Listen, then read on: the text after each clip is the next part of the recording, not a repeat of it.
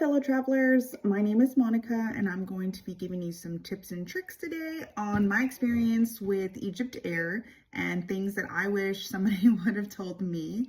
I did fly through Egypt Air 4 times in May 2024, and I'm going to kind of give you an overview of my experience, and hopefully my experience and my tips and tricks can help you. So let's get started.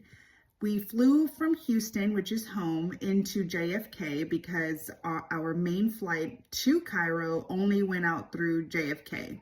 So when we flew into JFK, we actually stayed the night in New York for a day or so. And then we were actually going to take the red eye,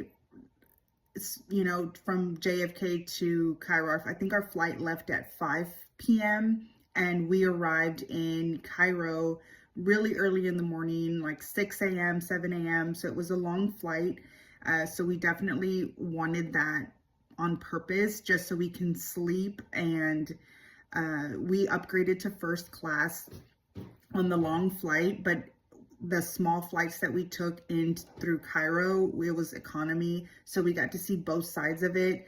Now, going into JFK, it was a very small terminal. I can't remember the name of the terminal, but I'll try to find it. Going into the terminal, there was a couple of things that I personally, I wish I would have known before. So I like to take little snacks onto the plane just in case, because food, you never know, it could be a hit or miss. So videos that I had seen had said that the food wasn't that great on Egypt Air. So I was mentally prepared for that. And it always is a hit or miss. So I definitely like to, pick me up a couple of Chick-fil-A sandwiches or Wendy little mini burgers and just have a little snack for the plane, especially a long flight. And I get hungry when I nap. So I definitely wanted my snack. Going into the terminal, there was about 2 small delis only that served cold cut sandwiches. One other place was a bar, and I was able to find a hot chicken sandwich that they wrapped up and sent it with me. And so I was very grateful for that. But there was no other restaurants in that terminal. Also, there was no working ATM, which was a huge rookie mistake for me because I shouldn't have relied on the terminal airport. This has never happened before, but I was stuck because I was planning on taking cash out at the terminal so I can have cash when I landed in Cairo, and just breaking it at the airport and having, ones and some fives for tips. That didn't happen. So it was very, very shocking to me that the terminal didn't have it. Now, when you upgrade or when you purchase a first class ticket to, using an Egypt Airline, then you're allowed to use the Turkish lounge, which was a very nice lounge. They have free continental breakfast, kind of not hotel style. It was more like a muffin, maybe a couple of yogurts, and maybe some coffee and juice. We didn't really get a whole lot there. I was using their free Wi-Fi that they had and some lounge chairs where I could just relax before the flight. After that, it was time to board, and I had my sandwich. And boarding first class, you get on first, and I'll insert in some pictures and videos in there. So going on to the aircraft carrier, the staff was nice. Coming on board, they, once we found our seats, which wasn't that deep in, we were way at the back of the first class section, which I prefer because it's a little bit more private. So they bring you some juice. I believe it was apple juice that we had gotten, and a hot towel for our hands, for your face. They give you these little cute goodie Egypt Air bags, and it has, some toothbrush, toothpaste, just a bunch of cute little amenities. I really liked it, but surprisingly, a lot of other people on the aircraft were just like, they just threw them on the floor. They didn't even want them. they left them there leaving the plane. So I snagged a few, but anyway, I really liked it. I like free stuff.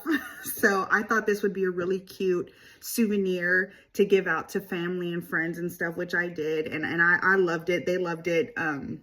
So I thought that Egypt Air giving us a free little goodie bag was awesome. They gave us a pillow that was wrapped in plastic and a blanket. Again, my husband and I had our own, but it was nice to have that extra. And it was clean. The pillow and blanket was clean. Now, the chair itself, you could tell that it had some miles on it. Now, I'm not going to say it was the cleanest and it was the dirtiest. I would say it was somewhere in the middle. Yeah, that you could tell, like, paint was scratched off. If you looked in between the seats, there was crumbs, like food crumbs and stuff, dust and stuff, but it wasn't to the point where it was just filthy disgusting. Like, and there are some clean freaks out there that there are certain places, like if the bathroom was like that, then I'd probably be like, okay, something's not right here. But the bathrooms were very clean. And overall, the experience between a 1 to 10, if I had to rate it, I would rate it probably a 7. And I'll kind of give you a couple of other reasons why. It wasn't my favorite airline.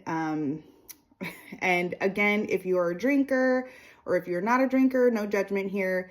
My husband and I always like to have a drink on the flight just because, it's like you get the airplane jitters, and I do. So I like to always have me, a glass of wine or something that they have on the plane. It is alcohol free, so there is no alcohol served on there, but my husband and I did pack the mini bottles, like rum and some gin, and you can mix it with Sprite or Coke, whatever products that they have there. They have a lot of soft drinks to choose from. So my husband did have a couple of drinks. I did not, just because I was really tired and I wanted to, I fell right asleep, about a couple of hours onto the plane ride. And the seats did lay all the way back. I wouldn't say it was completely flat. It was a little slanted in the head area. So it was almost like a long pillow. But I did sleep okay. One of the biggest issues that I had was there is no AC. That's right. No AC. So I come from Texas and we are big on AC. We are not comfortable laying and sleeping in a hot room. Now, maybe up north, it's more normal. Maybe in Europe, it's more common. I do know that. But coming from Texas and being on an airplane, 11 and a half hours, yeah, I'm going to want some cold air. It was very, very warm in the airplane. And it wasn't just the long flight. It was all the flights. It was so hot. And I wish that I actually have 2 portable fans with me, but they were in my checked bag. So if I would have known that Egypt Airlines doesn't have AC, then I would have packed those portable fans in my carry-on, and I would have just used that. Now, maybe it would have helped. Maybe not. I'm not sure. But I know if I ever fly through Egypt Air again, I am taking my portable fan with me. Okay. Now, when it came to the food, a 10. I give the food a 10. It was almost like a 3-course meal. So they first bring you a little menu, vegetarian, fish, meat, or chicken. I picked fish, and I think my husband picked fish too. And we both loved the food. They first started with this shrimp plate with some sauce on it, and it was so delicious. After that, at first I thought that was the meal because they didn't tell us. They just said like fish or chicken or steak or whatever it was. And I just selected fish. So they brought the shrimp and I was like, man, this is good. It's like 4 big pieces of shrimp. And I thought, and they had this, I guess you can say like a like a multi-grain bread roll that was warm. That was so good. As you can see, I took the bite out of it first because it smelled so good. It was warm, fresh out of whatever oven they have on the airplanes. It was so good. And after they came and they took our shrimp away, and then they come back and they give us a salmon. I had the salmon, and the salmon, I always say I cook the best salmon, so I'm not going to say it was better than mine, but it was very delicious. I think I made a happy plate. There was nothing left on my plate. And I had 2 slices of bread because it was so good. So if you're trying to watch, like me, I was trying to watch what I ate on the road or on the flight, because I didn't want to get, women, we get bloated and stuff. I didn't want to do all that. I was just like, I'm trying to eat light on this airplane. It's a long flight. When I arrive, I don't want to have any tummy issues. So I definitely was trying to watch what I ate, which is why I went with the fish. I didn't want anything super heavy. After that, they brought out this chocolate souffle, which was amazing as well. It was so delicious. So I definitely would give their food a 10. Then I think I even had some coffee, which just complemented the chocolate souffle so well. So I'll definitely give that a really good rating. So the food was good. When we landed, it was pretty simple getting off, but when we were waiting for our luggage, and it could have been just because we were a big, huge group, but our luggage took forever to get to the baggage claim. I remember thinking, oh my God, this is just crazy. Like, did they lose our luggage?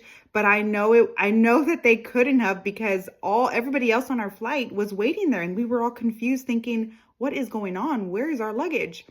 So I'm not sure what was going on that day. I don't know if this has happened to anyone else, but in Cairo, when we landed, we waited almost an hour and a half for our luggage. And what was crazy is that half of the plane had gotten their luggage, and then the other half, which included my luggage and my husband's luggage, we were just waiting. And we were like, where's our luggage? Half these people have gotten their luggage. So yeah, it was definitely a little scary. And they also, when we got there, I went straight to the ATM while we were waiting for our luggage. And the ATM only allows $60 US at a time to withdraw. So you're going to get charged every time if you don't have a bank that waives international ATM fees. Because, sometimes they'll charge you the foreign transaction fee plus the ATM fee. So we had to take out 4 different times, but we waited till we got back to the hotel because we were at a Marriott, and I'm like, I knew for sure that they would have a ATM there or a bank and somebody that could convert money for us, because we couldn't find anybody to convert US dollars into Egyptian pounds in the US. So we definitely, that was our first to-do list when we got to Egypt. So that definitely sums it up pretty much on that long flight. Now the small flights, because when we were in Cairo, we stayed in Cairo for a couple of days. And then after that, we flew into Luxor.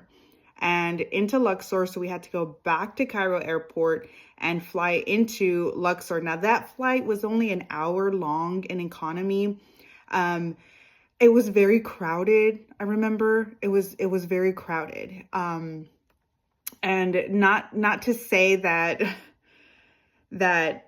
it was filled, the plane was filled, every seat was filled, but it wasn't as organized as it is here. And it could have just been maybe because it was a smaller plane. I mean, you're in a different country. Here they usually say by class, come in by class. It wasn't like that. It wasn't like A class come first or B class come first. It was like just everybody just line up and get on the plane. So I feel like it took longer to get on the plane than the actual flight. But it was a very short and sweet flight. And it was like that both ways, because when we got back to, so we flew in from Cairo to Luxor, and then from Luxor, we drove down to Aswan. So we flew back from Aswan back into Cairo. So that was those flights. That had already been 3 flights that we had been on with using Egypt Air. And then when we left Cairo back into JFK, we used Egypt Air again. And that flight was just the same. It was hot. It was so hot. It was even hotter when we went home. So it was definitely an experience, and I hope that this helps you. So a couple of tips and tricks. Take a portable fan. Please take a portable fan. You will not regret this. If you would like to have a drink, they didn't say anything to us, but again, just this was my experience. They didn't scold us or anything for having a little drink. And again, we didn't make it obvious, because there are other religious people on the plane that don't drink. They are very, it's not appropriate for them. So it's not like we were out there showing everybody we were drinking, chugging, being obnoxious. We quietly ordered a Pepsi, and then my husband put his spice rum in there. I ordered a Sprite, and I put a little bit of gin in there. And then I kept the bottles. I put them in my trash, like in my bag. And then when we got off the plane, I threw them in the trash. So it's not like we were out there, making a scene or anything with that. And that's just out of respect for anybody else on the plane that does not drink. So that was just something that we had done. But other than that, that's pretty much it. They do also give you these cute Egypt Air slippers that were very cute. I like to take my shoes off, so I always take my own slippers. But these slippers were so thin that you could just slide on, and they were comfortable enough to walk around. They weren't hard to take off and on, and you could just pack them, and they're paper thin. Not paper thin, but you know what I mean. But other than that, I think that's pretty much it. The food is great. And if you're going to Egypt soon, I hope this video helps you. If you have any other questions, please don't hesitate to leave a comment below. Thank you. Bye.